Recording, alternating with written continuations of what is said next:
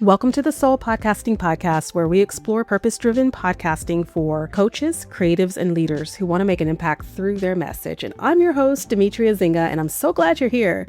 Today, we're diving into a conversation that will challenge the way you think about marketing, messaging, and audience connection. So I'm a creative strategist and podcast coach and the founder of Soul Podcasting. And for more than 20 years, I've helped entrepreneurs and leaders use storytelling and digital media to build trust, strengthen their brands, and amplify their voice. Today's guest is Rachel Allen. She's a marketing strategist, a copywriter, and founder of Bolt from the Blue Copywriting. With more than 17 years of experience in marketing, Rachel has worked across both nonprofit and for-profit sectors and served clients in more than 21 countries worldwide. She's known for helping businesses combine strategic thinking with authentic communication to create messaging that truly resonates. In today's conversation, we unpack some of the biggest misconceptions in marketing and explore what actually works. Rachel shares why much of the marketing advice people follow falls short, and what strong positioning really looks like for podcasters and entrepreneurs, and why the ideal client avatars aren't always the answer. We also discuss how to better understand your audience and how to use AI as a tool without sacrificing your unique voice and your perspective. So if you've ever wondered why your content isn't converting, or you've struggled to communicate your value clearly, or you felt frustrated when people aren't taking action, this conversation is for you. Rachel offers practical insights and a fresh perspective that can help you create stronger messaging, build deeper audience connections, and market with greater confidence. So let's get into the conversation. Hi, everyone. Welcome to the Soul Podcasting Podcast. I have an exciting guest today. We're going to talk all about marketing and all the things related to that with our guest, Rachel Allen. And she is a fast-thinking marketer with broad-ranging experience in for-profit and nonprofit sectors. She's written for some of the biggest names in business, and she excels at marketing that's equal parts data-driven and human-centered. And so I'm really excited to talk about sort of that combination of both of what that means in marketing, but welcome to the show, Rachel. Oh, thank you so much for having me. I'm so excited to be here. I am too. I'm excited to have you. I would love just to get to know you more and to have our listeners get to know you. Before we kind of dive into all the marketing talk that we're going to get into, I'd love to know about your favorite things to do in life and what makes you happy. No one has ever asked me this on a podcast before, and that makes me happy. But I think, the books, if you're on a video, you can see I've got just like hundreds of books behind me on the walls, and I love reading. And I have a cat named Ellie who makes my heart happy every day. Oh, yeah. My daughter just got a cat. And so I hadn't been a cat person until now she has a cat, and I go visit her and I'm like, oh, it's starting to grow on me now. Yeah, they're so soft. Yes. Yeah, she may join us. Normally she doesn't, but I have been on podcasts before where she jumped up and knocked my whole entire desk over. So fingers crossed, not today. What a character. Okay. Yeah. Maybe not, but it'd be nice to see her. Yes. So what are the sort of what's your story into, so you're a copywriter. Mhm. Okay. And so I'd love to know more about your story into copywriting and writing in general, and how you started to care about helping people with their positioning in business. Yeah. Well, I've always been a writer, ever since I can remember. I mean, I wrote little, books in kindergarten, which is, marker on construction paper, but I never really thought anybody would pay me for that. So, I went to school for journalism, which was the closest I could get to like writing that people will pay you for. And then I graduated into the '08 recession, and of course, nobody was hiring. So I ended up working at Old Navy, unpacking boxes in the warehouse on like the 5 a.m. shift. And I did not want to do that for the rest of my life. So in my 22-year-old brain, I was like, well, what's the furthest away I can get from Tennessee? And it turns out the answer is Hong Kong. So I bought a plane ticket and I just left, but Wow. I did work visa because who needs that? What an adventure. So you just kind of upped and left and started a new life. Wow. That's bold. Looking back, it really is. At the time, I was like, I don't know what's going to happen. Who knows? We'll try it. Did you have any friends there, or you just kind of started from scratch? I'd studied abroad there before, so I knew like the area a little bit, but I didn't really have any connections there. Just just kind of went for it. Right. Um, and as I'm there, like, unable to actually apply for jobs there either, having put myself in a much worse position than I was in, I'm Googling like how to make money online, which is so ridiculous. But I found this freelancing job that I was like so sure had to be a scam, but I took it anyway because, I was like, whatever, we'll see. And it turns out it wasn't a scam, and I really loved it. And that's how I found out what copywriting was and actually got really interested in marketing as an art form. Oh, wow. Wow. So it was kind of your life just kind of traipsed into the copywriting, but you'd already had a love for writing as a kid. So this is something that you were naturally drawn to, but you answered the call, you saw the ad, you answered it, and you're just like, okay, I want to do this. I want to try it. And so what was your first impression when you landed this job, and what was it like for you? I was utterly baffled that anybody would pay me for something that was so easy and fun for me. Wow. Yeah. It was one of those, like, they have like Airbnb experiences, but this was Hmm. before Airbnb existed because I've been doing it for so long. So it was like that. Yeah. But it was you buy like a gift card for somebody to go in an airplane ride in like a World War II airplane. And I had to write the ad copy for that. So I wrote the ad copy and I was like, this is cool and fun. I got to learn about airplanes and also they paid me. How does that even happen? That's wild. I love that. So you just started writing a lot. Probably at this point you're writing about different topics because they're all like business things that you have to write about. And so one of the things, I don't know if I read this on your bio. I don't know where I saw it, but I think I see a quote of 99% of marketing advice actually sets people up to fail. So I'd Yeah. love to hear a little bit about that, and how your writing kind of got into the point where you were helping people with their marketing and giving advice on how they can sort of change things in their business for the better. Yeah. So, I've been doing this for 17 years now, and I finally realized why it is that so many people struggle with marketing. And it's because most of the advice is framed in a way that requires you to have control over factors that you just can't control. So, for a sale to happen, you have to have four things all happen together, which is you have to get the right thing in front of the right person at the right time and in the right way. Mhm. And you can only control really about two of those. And even then it's a little iffy. So you can control like what you're selling. You can make sure it's excellent. You can control who you target, but you can't control what time they're going to see your marketing copy. Right. And you don't know exactly how they need to hear it. Exactly. And so when marketing advice is like, oh, well, like just do it, just get all those four things right. I'm like, am I a time lord? How am I supposed to do that? I can't control those things. Right. And people take it to heart. They think it's something wrong with them. And I'm like, no, like a lot of this is luck. It's luck, it's timing, it's showing up consistently. So you can actually kind of shift that in your favor. Yeah. But I just always encourage people to remember, like, there is no hard and fast, pull the lever and sales happen Right. thing. It's not your fault if it's not working. Right. It's not magic. Like, Yeah, there's so many different layers to marketing, and it could be any number of things that relate to the success someone might have on a campaign versus it just flopped. exactly. So the wording and how we say things, and if we have the right audience in the first place, maybe the right niche, maybe the right passion for what we're doing, a lot of things need to add up to make sense. But how would a podcaster know if their positioning is off a little bit? And what actually, my main question is, what does good positioning look like? Ooh, that's such a good question. So positioning, a lot of people don't ever think about it or talk about it, but it really is the foundation of all your sales. And what it really is what am I doing really, and why would anybody care? Right. And that sounds really simple, but then when you're like, I write words and I don't know, it's important or something, it's really hard to actually articulate. So I think the first thing I would say is that podcasters should actually look at, have they deliberately created a position for themselves, or have they just started doing something because they think it's cool? Yeah. And maybe they've fallen into a position, but they haven't really gone about that deliberately. So to answer your question as to what good positioning looks like, it's really clear and it is deeply emotionally resonant. Mm, Yeah, I love that. Really clear, deeply emotionally resonant. Oh, exactly. that's so clear. It's like It's like cutting to the chase. Like this is what we're trying to resonate with our audience, and we first Mhm. need that clarity in order to do that.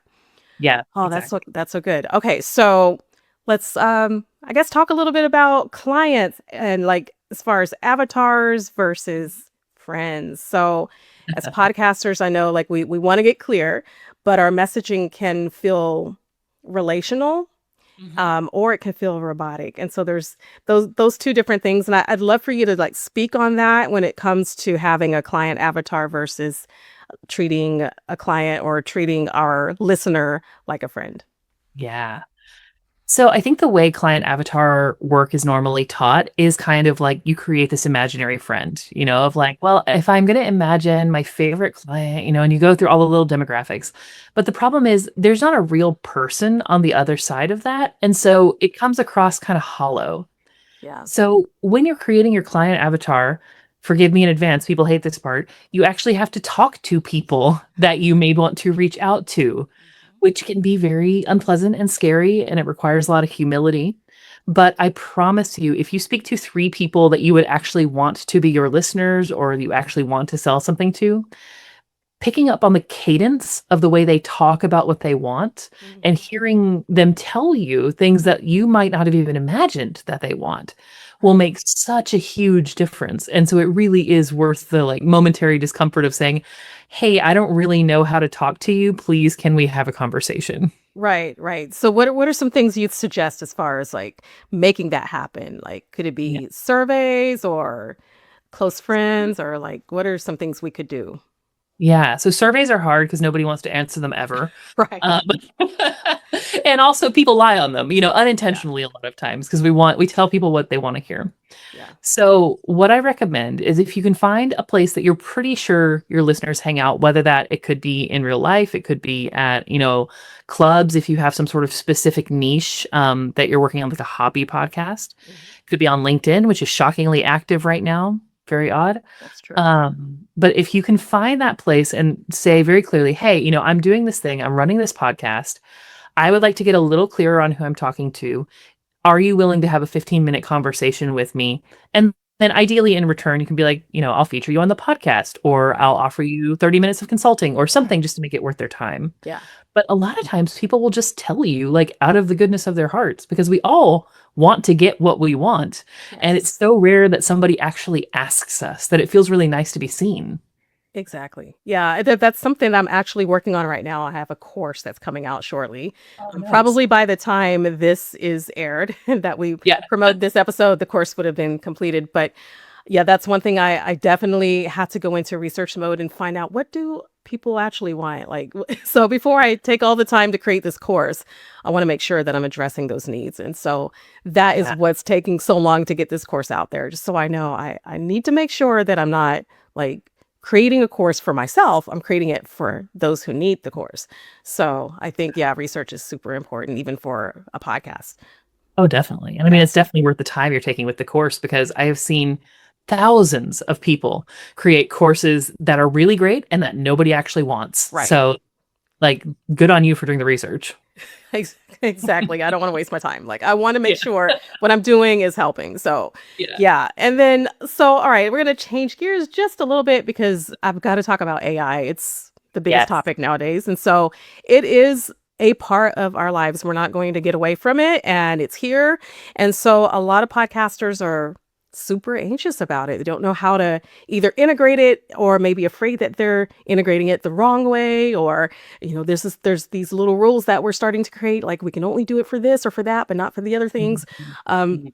but for us, whether it's writing show notes or creating content or even just like for my husband, generating voices on his podcast, he's actually Yeah. creating characters that talk to each other in Oh, yeah. interview style and talk about like his podcast. So they'll do like a recap on his episode. So he's being really creative.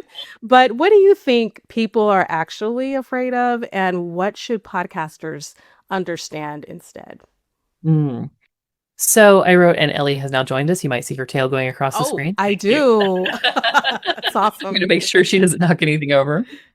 So a couple years ago, when AI first started being such a big thing, I wrote a blog post called "You Are Not a Metaphor," And I was talking about how what I think is really going on with the fear around AI is that it's actually an avatar for the pace of change. So the pace of change in the 21st century is exponential. There's lots of research on how things are going just so much faster than they used to. Yeah.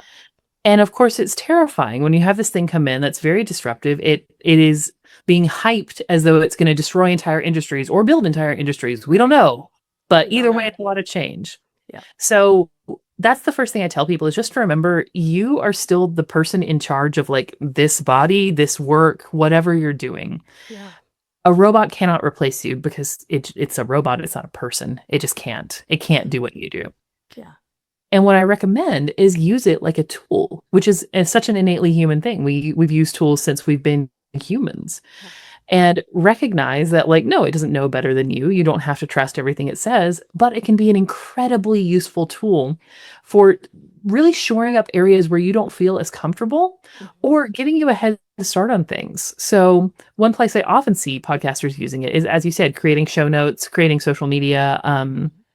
I really love the creative like element that your husband's bringing into it. Yeah. And it's just as with everything, this is not new advice, but it is worth repeating because people don't do it, is you just have to be the person in charge of it. So you can't just throw your stuff in there and be like, I don't know, make it for me, robot, and then expect it to be great because that's Right. boring and horrible. Right. But if you treat it like a marketing intern where you give it something, you know that what it gives you back is going to be like a little iffy. You're going to have to like train it. You're going to have to say like, no, that's ridiculous. Don't ever do that again. Make me a coffee. If you treat it like that, then it can be a really useful tool. Yeah. Yeah, that's so cool and so interesting on how different people use it in different ways. And I would love to know how you're integrating AI into your writing and your business.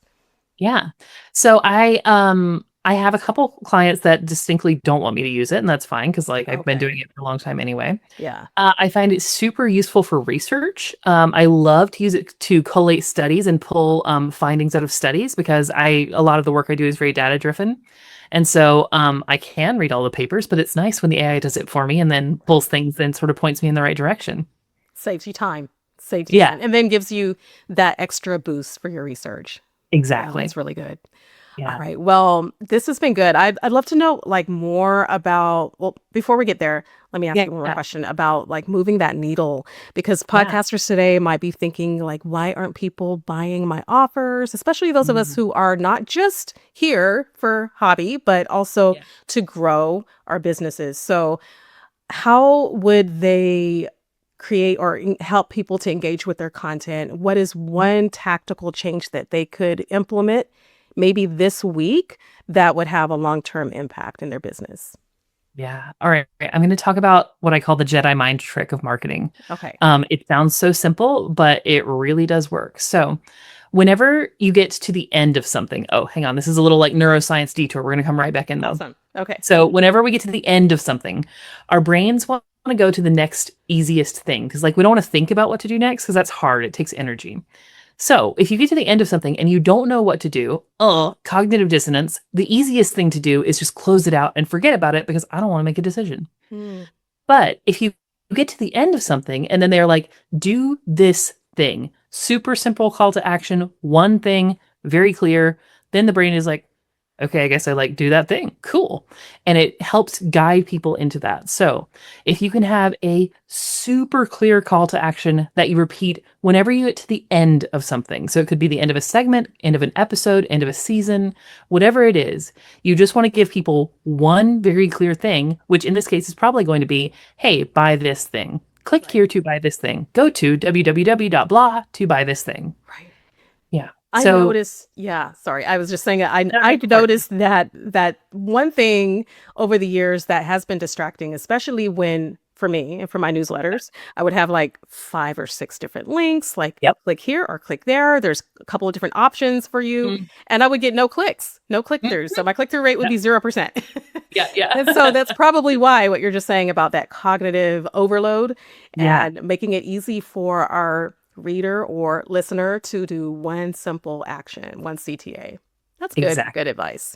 Yeah. Yeah, and I mean, again sounds really simple, but I see people, as you said, either add too many, or I see people apologize for asking for something, so they'll be like, "Buy my thing," or "Don't. If you don't want to, it's fine. Run me over with your car instead." And you're like, "No, Like, that doesn't make anybody feel good. You just need to say, hey, buy this thing. Yeah, no apologies. Just here it Yeah, is. Right, right. And those exactly. who want it and need it will click and will respond. So Yeah. that's good. All right. Well, I would love to know more about your writing and what you do, what services you offer, and how you help those of us who may need some help with this writing and the CTAs and all the things that you're talking about today. So, what do you offer and how can we reach you? So I offer marketing strategy and fractional CMO services. And what that really is I act as your external marketing brain and tell you what to do so you don't have to think about it. Nice. I also do the writing if you don't want to do the writing, because I think that part's fun.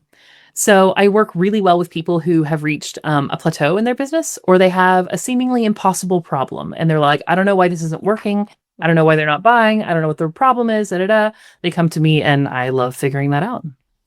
Very, very cool. And that's something that everybody needs in business. We need someone to kind of help Yeah. guide us through that and who can like clearly articulate this and write our content for us should we need that. And Yeah. yeah, we do need that kind of support. So how can we reach you, Rachel? You can find me at boltfromthebluecopywriting.com. You can also connect with me on LinkedIn, or you can just email me like it is the ancient times at rachel@boltfromthebluecopywriting.com. Love it. We'll get that in the show notes. And yes, email is still my favorite. So yeah, it can't be email. Well, thank you so much for just all of your advice and very hands-on tactical info. We really appreciate your time, Rachel, and thank you for being here. Yeah, this has been wonderful. Thank you for having me.